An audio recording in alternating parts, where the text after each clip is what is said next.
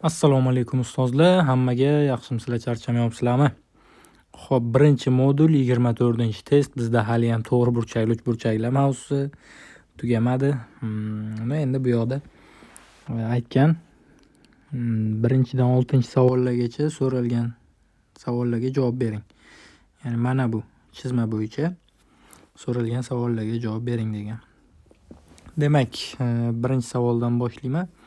5 2 yildizda 6 bo'ladigan bo'lsa, gipotenuzani topib qo'yaylik. Necha chiqadi? 7 chiqadi. Pifagordan 7 chiqadi. Endi birinchi savolda aytgan sinus alfa nimaga teng? Ya'ni qarshisidagi katetning gipotenuzaga nisbati 2 yildizda 6 taqsim 7. Bu B javobda bor. Xudo xolasa bu ketdi. Ikkinchi savolda endi kosinus alfani so'ragan. Kosinus alfa bizada yopishgan katetning gipotenuzaga nisbati, ya'ni 5 taqsim 7 chiqadi. Bu bizada D javobda bor. Ketdi. Uchinchi savoliga o'tamiz. Tanginus alfa nimaga teng? Tanginus alfa qarshisidagi katet 2 yildizda 6 ning yopishgan katetga nisbati 5 ga nisbati. 2 yildizda 6 taqsim 5 mana. C javobda bor. Ketdi. Endi 4-savol bu yoq tarafda ekan. Tanginus alfa ko'paygan katanginus beta topilsin deb so'rabdi. Tanginus alfani boyagi misolda yozdik. 2 yildizda 6 ni 5 ga nisbati deb. Endi katanginus beta. Ya'ni katanginus beta yopishgan katetning qarshisidagi katetga nisbati. Bu ham demak 2 yildizda 6 taqsim 5 chiqar ekan. 2 yildizda 6 taqsim 5. Hisoblab qo'yamiz. Demak 24 taqsim 25. Mana shu javob belgilab qo'yasizlar. A javobda bor. 4-masala ketdi. Endi 5 tanginus alfa ko'paygan tanginus beta. Tanginus alfa bor bizada. 2 yildizda 6 taqsim 5. Endi men maydalab o'tirmayman. Beta degani menda nima? Beta degani 90 gradus minus alfa degani. Chunki o'tkir burchaklar yig'indisi 90 gradus shuning uchun. Ya'ni bu menda katanginus alfaga keladi. Tanginus alfa ko'paygan katanginus alfa. Bosh og'ritib o'tirmaymiz ustozlar. Sirasi yozamiz 1 deb. Y javobda bor. Bizada to'g'ri javob. Vot, ketdi. Va oxirgi 6-misol sinus kvadrat beta plus kosinus kvadrat beta nimaga teng? 1 ga teng. C javobda bor. Bosh og'ritib o'tirmaysizlar. Endi 7-savoliga o'tsak bo'ladi. Bu test tugab qolyapti, mayli. Xo'p, 7-savolda aytgan 2 4 berilgan alfa beta bor. Qaysi biri yanglishdir, ya'ni yanglishgan, xato qilgan deyapti. Tushuntirib bera oldimmi? Qaysi biri xato? Xo'p, endi 2 4 bo'ladigan bo'lsa, bu joy menda 2 yildizda 5. Birinchisida aytgan kosinus alfa yildizda 5 taqsim 5. Kosinus alfa bizada qanday topiladi ustozlar? Demak, yopishgan katet 2 ning gipotenuzaga nisbati 2 yildizda 5 ga nisbati. 2 lar qisqarib ketdi. Maxrajni irratsionallikdan qutqarsak yildizda 5 taqsim 5. Bunisi to'g'ri ekan.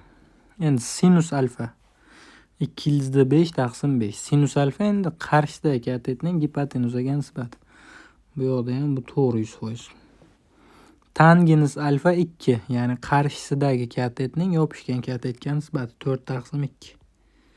To'g'ri. Tanginus beta. Endi beta 90 minus alfa bo'lgani uchun bu katanginusga keladi. Katanginus alfaga bu ham to'g'ri.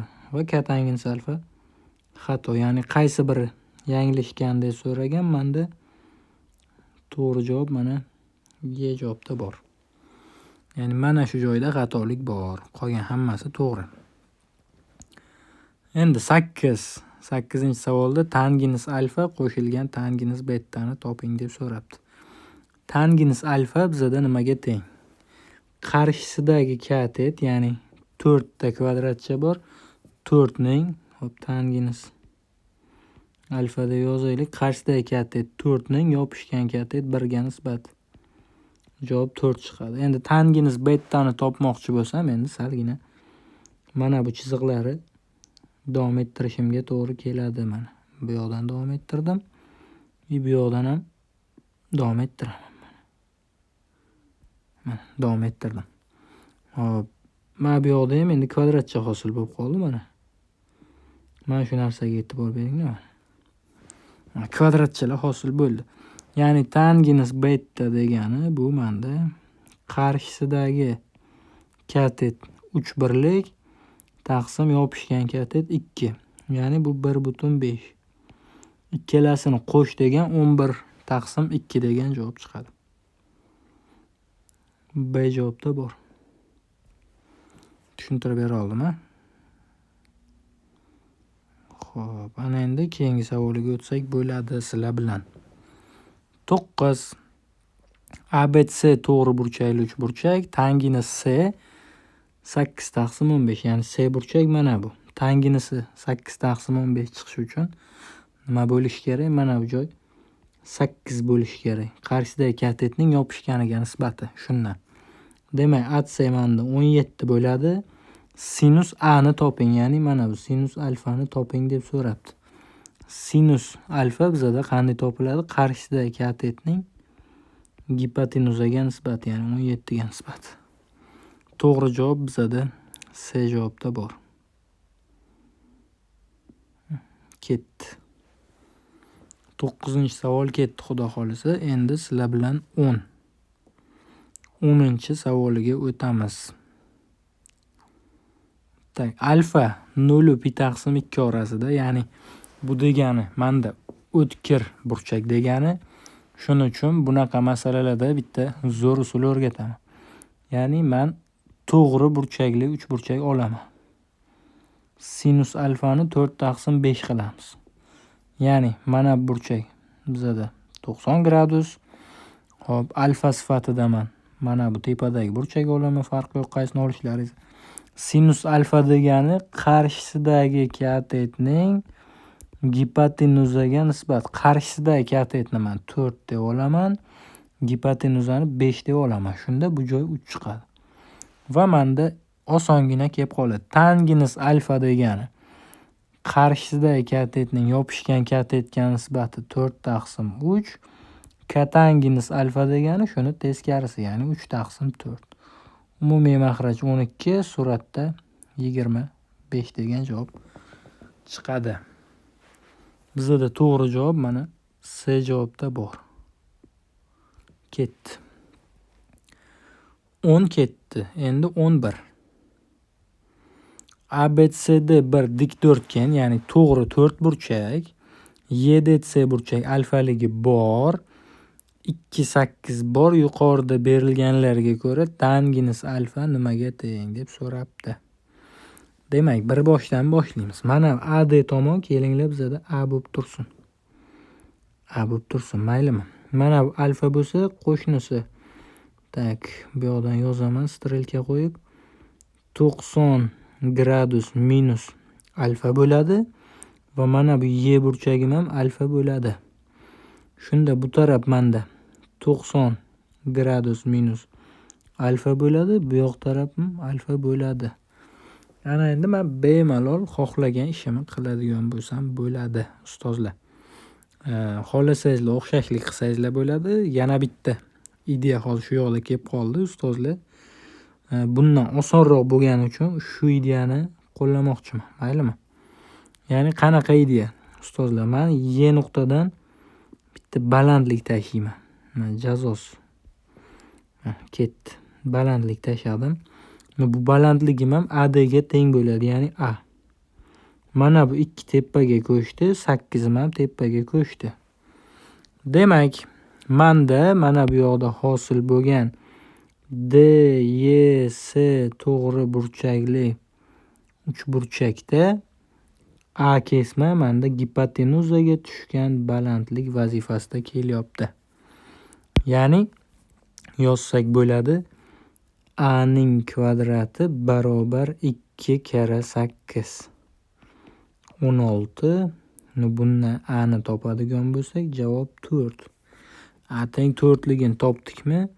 Tangens alfani y h d uchburchakda yozaman. Uchburchak y h d uchun nima bo'ladi? Tangens alfa qarshisidagi katet, ya'ni a ni yopishgan katetga nisbat 4/2.